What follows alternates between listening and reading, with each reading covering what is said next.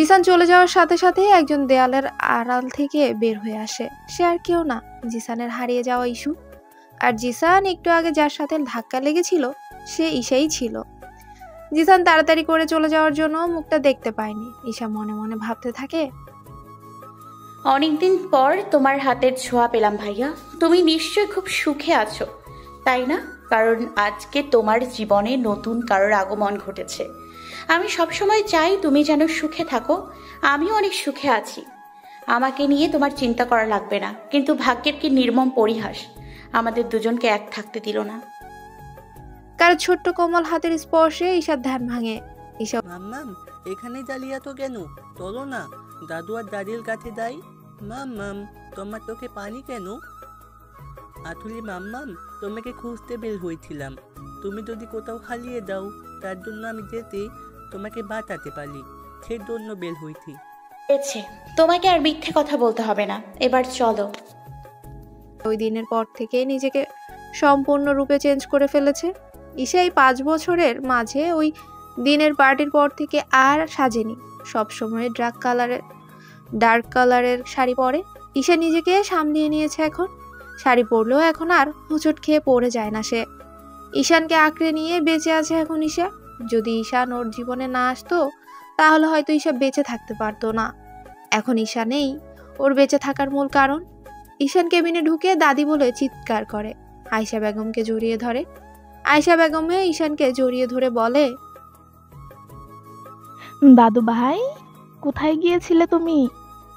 তুমি তো জানো তোমার দাদি এখন বুড়ো হয়ে গেছে, আগের মতো আর তোমার পিছনে ছুটতে পারে না। তোমার মাম্মা যদি জানতে পারে তুমি বাইরে গিয়েছিলে তাহলে তো অনেক রেগে যাবে। আমি জানি মা ও যে বাইরে গিয়েছিল। কেবিনে ঢুকতে ঢুকতে কথা বলে ঈশা। ঈশাকে দেখে আয়েশা বেগম বলেন, ঈশা, এসে গেছিস তুই মা? আসলে হয়েছে কি, ঈশান দাদুভাই 2 মিনিটের জন্য বাইরে গিয়েছিল, ওকে আর বকাবকি করিস না তুই। হয়েছে মা, তোমাকে আর ওর হয়ে মিথ্যা কথা বলতে হবে না। এর মাঝে বেডে শুয়ে থাকা একলাস তালুকদার বলেন, না রে মা, তোর মা সত্যি বলছে, আমার দাদু ভাই কিছুক্ষণের জন্য বাইরে গিয়েছিল। আচ্ছা আচ্ছা, আমি মানলাম বাবা, তোমাদের নাতি 2 মিনিটের জন্য বাইরে গিয়েছিল, ঠিক আছে। আচ্ছা শোন না মা, আমরা কবে দেশে ফিরে যাব? এখন কালকেই ফিরে যাব। বাবা তো এখন সম্পূর্ণ সুস্থ হয়ে গেছে। আর বাবা এখন তুমি তোমার এসব ব্যবসা করা বন্ধ করো। এখন নিজের শরীরের দিকে একটু খেয়াল রাখো। সবসময় ব্যবসা নিয়ে পড়ে থাকলে এখন আর চলবে না। নিজের খেয়াল রাখতে তো চাই, কিন্তু তুই তো রাখতে দিচ্ছিস না। বাবার কথা শুনে ঈশা অবাক হয়ে বলে, না মানে? আয়েশা বেগম বলেন, মানেটা তুই কি বুঝতে পারছিস না? তোর বাবা তোর কাছ থেকে কি চায়?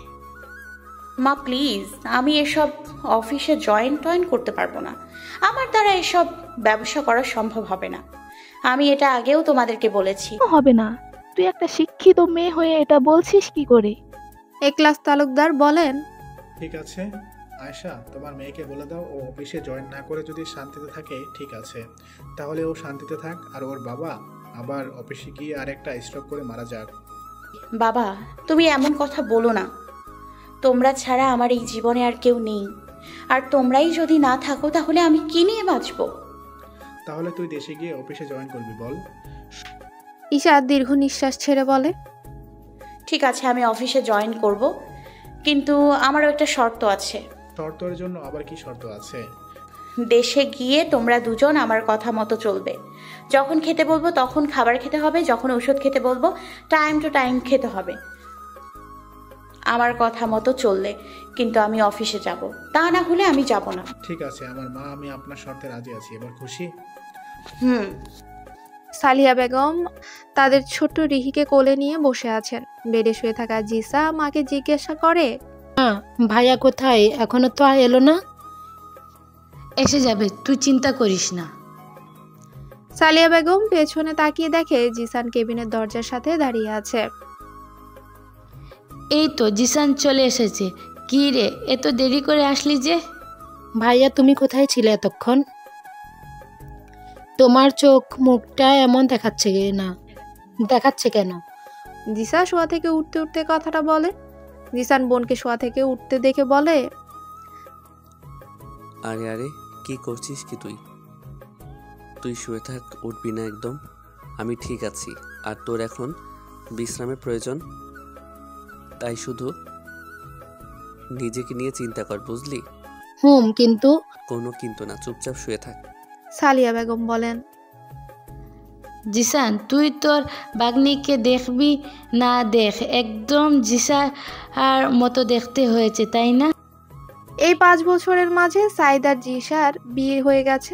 সালিয়া বেগম জিসা আর সাইদের নবজাতক সন্তানকে জিসানের কোলে দেয়। জিসান রিহিকে কোলে নিতেই জিসানের একটা আঙ্গুল ধরে ফেলে সে। রিহি জিসানের আঙ্গুল ধরতেই জিসানের অতীতের কিছু কথা মনে পড়ে যায়, আবারও ডুব দেয় অতীতের কিছু সুন্দর স্মৃতির মাঝে। আচ্ছা জান, যখন আমার আর তোর একটা বেবি হবে, তখনও যখন আমার প্রথম একটা আঙ্গুল ধরবে, তখন পৃথিবীর সব থেকে সুখী মানুষটা আমি হব, বুঝলি? কি হুম করছিস কখন থেকে? আমার ভীষণ ঘুম পাচ্ছে, এখন আমি একটু ঘুমাই। হাই রে, ঘুম তোর? এই ঘুমটাই আমারে খাইছে। সাইদের ডাকে জিসানের ধ্যান ভাঙে। কি হলো ভাইয়া, কোথায় হারিয়ে গেলে? এর মাঝে সালিয়া বেগম বলেন, জিসান, আমার খুব ইচ্ছে ছিল মেয়ের ছেলের নাতি নাতনি নিয়ে আমার এই বুড়ো বয়সটা কাটিয়ে দেব, কিন্তু আমার এই পুরা কপালে এই সুখ সইল না। মা প্লিজ, তুমি একটু চুপ করবে? যখন যা মনে আসে তাই বলে দাও, পরিস্থিতি বুঝে কথা বলো মা। জিসার কথা শুনে সালিয়া বেগম হাসি মুখ নিয়েই বলেন, হ্যাঁ, আজ সত্যি তো, আজকেই তো আমাদের খুশির দিন। আমাদের ঘরের আলো করে যে একটা পরী এসেছে। ভাইয়া তুমি ঠিক আছো তো? জিসানের কাঁধে হাত রেখে বলে। হ্যাঁ আমি ঠিক আছি।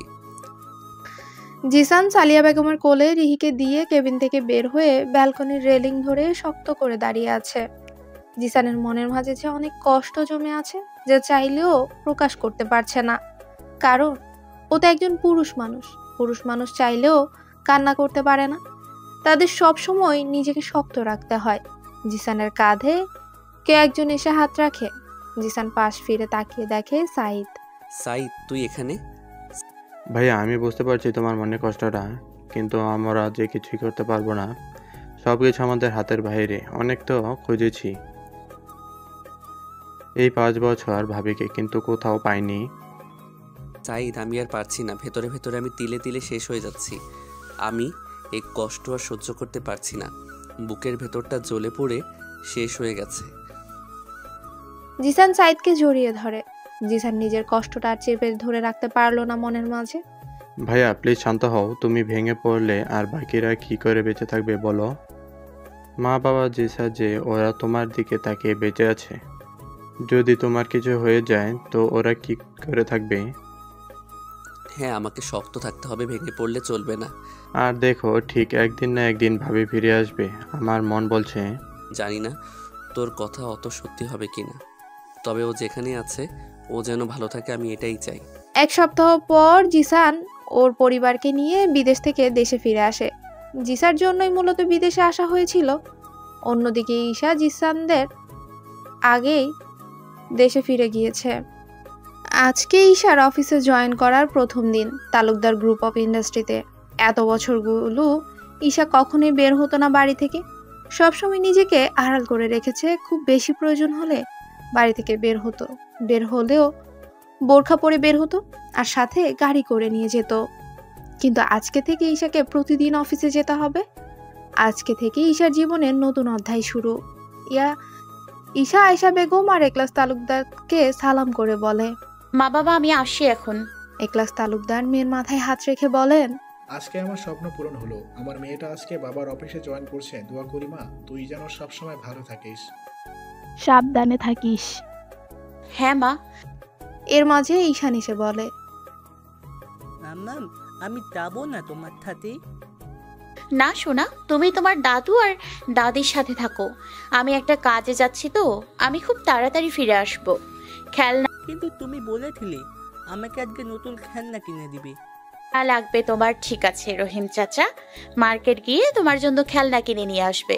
ঈশান বায়না ধরে বলল, না, তুমি আমাকে কিনে দিবে। আচ্ছা বাবা ঠিক আছে, আজকে তো কিনে দিতে পারবো না, কিন্তু কালকে কিনে দিব। প্রমিস করো তাহলে। প্রমিস। ঠিক আছে। তাহলে মাম্মামকে বাই বাই কিসিটা দিয়ে দাও। ঈশান ঈশার গালে চুমু দেয়। ঈশাও ঈশানের কপালে একটা চুমু দিয়ে বলে, তাহলে আমি এখন আসি আমার ছোট্ট ঈশান বাবা। মা বাবা আমি আসি, তোমরা সাবধানে থেকো। এদিকে জিসান বসে আছে অফিসের ক্যাবিনে। সাইদ কেবিনে দরজা নক করে বলে, স্যার আসবো? হ্যাঁ হ্যাঁ, ভিতরে আয়। আর তোকে কতবার বলেছি স্যার বলে ডাকবি না আমাকে? সরি, মনে থাকে না। ঠিক আছে, কিসের জন্য এসেছিস সেটা বল। ভাইয়া, আজকে আমাদের কোম্পানির সাথে দেশের যত নামকরা কোম্পানি আছে তাদের মাঝ থেকে একটা কোম্পানির সাথে ডিল ফাইনাল করতে হবে। তার জন্য আজকে একটা মিটিং রাখা হয়েছে। ঠিক আছে, কয়টায় মিটিং? বিকেল 4টায়। ঠিক আছে। ঈশা অফিসের সবাই ওয়েলকাম জানায় ঈশাকে। নিজের ক্যাবিনে ঈশা বসে আছে। এমন সময় রিয়াজ ঈশার পিয়ে দরজায় নক করে বলে, may I come in madam?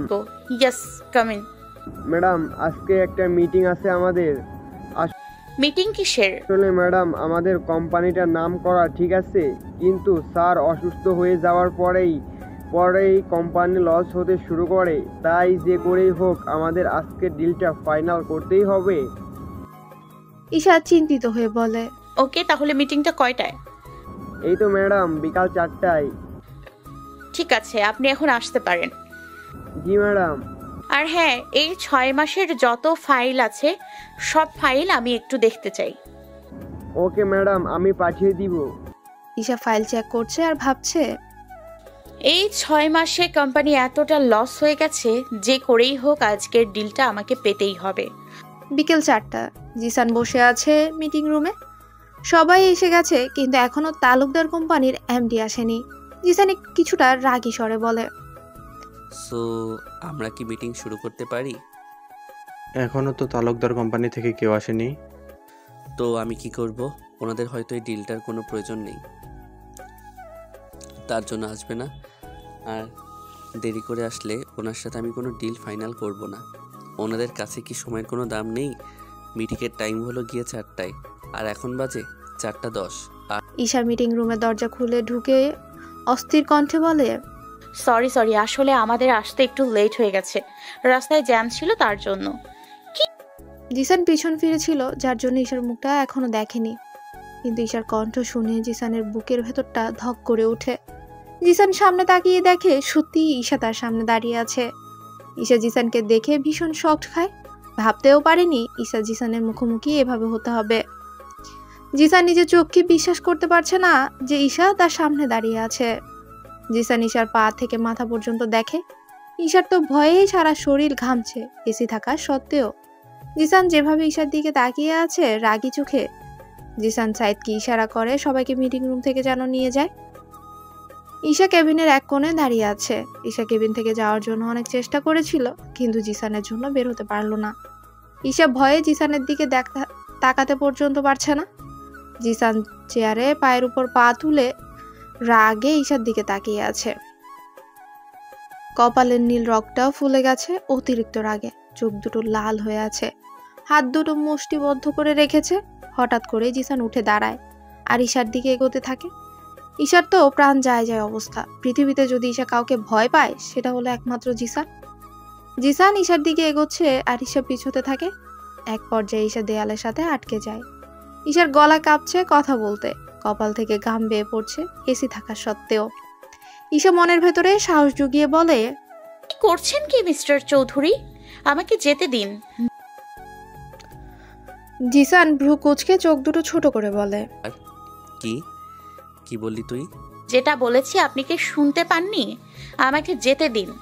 Isha চলে যেতে নিলে জিসান ঈশার দু হাত আঁকড়ে ধরে দেয়ালের সাথে চেপে ধরে। কি করছেন কি আপনি মিস্টার চৌধুরী, আমার হাত ছাড়ুন। জিসান দাঁতে দাঁত চেপে বলে, এত সহজে তোকে ছেড়ে দিব?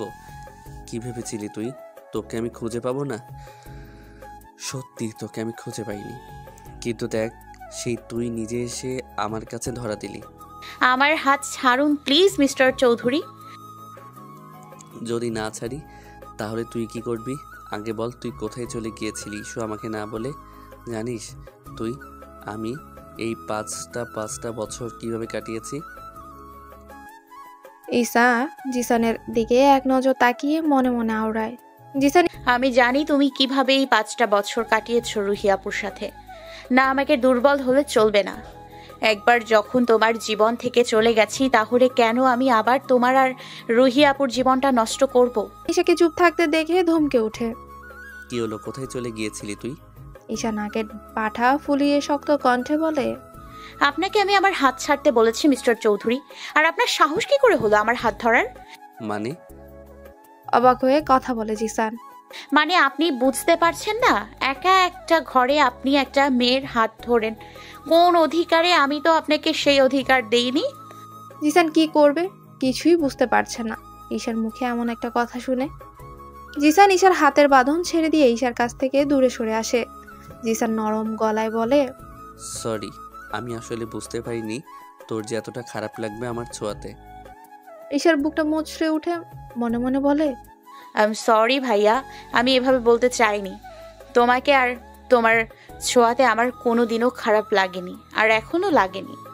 কিন্তু পরিস্থিতিই যে এমন, তোমাকে আমার কাছ থেকে দূরে থাকতে হবে, কারণ তোমার জীবনে যে আরও 2জন মানুষ আছে। না, আমাকে এক্ষুনি এখান থেকে চলে যেতে হবে, না হলে যে আমি দুর্বল হয়ে যাব। আমি চাই না তোমার সামনে আমি নিজের দুর্বলতা প্রকাশ করতে। ঈশা তাড়াতাড়ি করে কেবিন থেকে বের হয়ে যায়। জিসান ঈশার হাত ধরতে গিয়েও ধরেনি। কি করে জিসান আটকাবে ঈশাকে? ও নিজেই যে জিসানের কাছ থেকে দূরে সরে থাকতে যায়। জিসান ধপ করে চেয়ারে বসে পড়ে। ঈশা যাওয়ার সাথে সাথে সাইদ কেবিনের ভেতর এসে বলে, ভাইয়া কি হয়েছে? ভাবি এভাবে চলে গেল কেন? জিসান নিঃশব্দে হেসে আবেগী স্বরে বলে, এত অভিমান আমার উপরে তোর, যে আমার ছোঁয়াতেও তোর খারাপ লাগে? একবার তো আমাকে জিজ্ঞেস করতে পারতি আমি কেন এমনটা করেছিলাম ওই দিন। ভাইয়া কিছু তো বলো। সাইদ, আমার সব খবর চাই ঈশার ব্যাপারে। ও কি করে একটা কোম্পানির এমডি হয়েছে, আজকের মধ্যে আমার সব খবর চাই। ঠিক আছে ভাইয়া। আর একটা কথা, এই ডিলটা তালুকদার গ্রুপ অফ ইন্ডাস্ট্রির সাথে ফাইনাল কর। ওকে ভাইয়া। সাইদ চলে যেতে জিসান চেয়ারে মাথাটা হেলিয়ে দিয়ে চোখ বন্ধ করে মনে মনে বলে, কেন তুই আমার সাথে এমন করছিস কেন? 5 বছরের পর আমাদের দেখা হয়েছে, একবারও কি তোর জানতে ইচ্ছে হলো না আমি কেমন আছি তোকে ছাড়া? তোকে যখন আমি একবার পেয়েছি, আর তোকে আমি যেতে দিব না আমার জীবন থেকে। তোর সব ভুল ধারণা আমি ভাঙবো, কারণ তুই শুধু আমার, আর অন্য কারোর তুই কিছু হতে পারিস না। তুই সবটাই আমার। অন্যদিকে ঈশা ঘরের দরজা বন্ধ করে কান্না করতে থাকে। খুব খারাপ, খুব নিজের ভালোবাসার মানুষটাকে হার্ট করেছি। আমাকে তুমি ক্ষমা করে দিও ভাইয়া, প্লিজ। দরজার বাইরে থেকে ঈশান অনেকক্ষণ ধরে মাম্মাম বলে ডেকে যাচ্ছে। ঈশানের ডাকাডাকির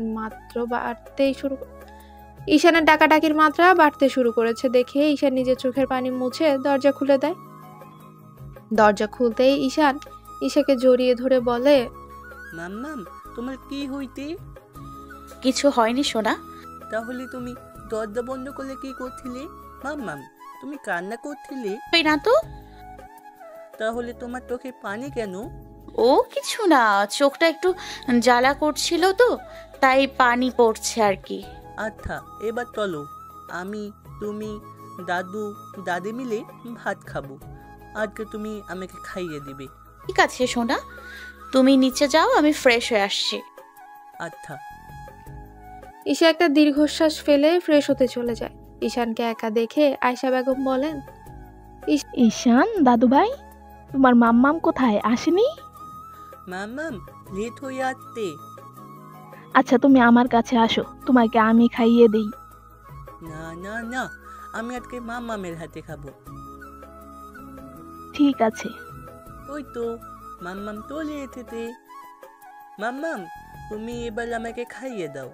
ঈশান ঈশাকে এনে চেয়ারে বসায়। ঈশা ঈশানকে খাইয়ে দিচ্ছে চুপচাপ, কোনো কথা বলছে না। ঈশার মৌনতা আয়েশা বেগম আর এখলাস তালুকদার লক্ষ্য করেছে। এখলাস তালুকদার গলা খাকারি দিয়ে বলেন, ঈশামা কিছু হয়েছে কি? না বাবা, সবকিছু ঠিক আছে। কিছু হয়ে থাকলে আমাকে নির্ভয়ে বলতে পারিস, আমি চেষ্টা করব সমাধান করার জন্য। ঈশা মুচকি হেসে বলে। না বাবা, আমার কিছু হয়নি, তুমি চিন্তা করো না। দিকে জিসান নিজের ঘরে ব্যালকনিতে দাঁড়িয়ে আকাশের চাঁদের দিকে তাকিয়ে আছে আর একের পর এক সিগারেট খাচ্ছে। জিসানের বুকটা ফেটে যাচ্ছে ঈশার এমন আচরণ করার জন্য। সাইদের ডাকে জিসান পিছন ফিরে তাকায়। ভাইয়া সব খবর নিয়ে এসেছি ভাবির। ওকে ঠিক আছে, সব কিছু খুলে বল আমাকে। ভাবি তালুকদার বাড়িতে 5 বছর ধরে আছে। মাঝে 3 বছরের জন্য একবার দেশের বাইরে চলে গেছে, কারণ ভাবির নাকি তখন বাচ্চা হয়েছিল। হোয়াট? ঈশার বাচ্চা হয়েছিল মানে? হ্যাঁ ভাইয়া, ভাবির একটা 4 বছরের বাচ্চা আছে। তুই সব কিছু ভালোভাবে জেনে বলছিস সাইদ?